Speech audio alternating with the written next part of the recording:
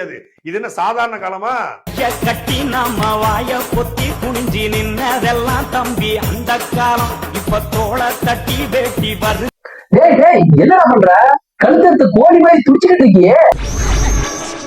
யாருடா பணங்குட்டிக்கு பல்லு முடிச்சுங்கிற மாதிரி பார்த்தா நம்ம பைத்தியக்கார முருகங்க.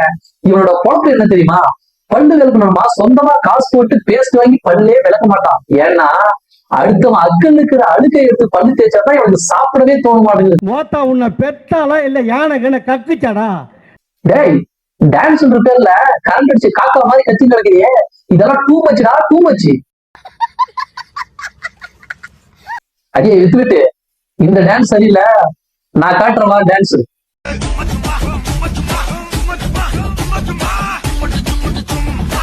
வா வா ஊது ஊது.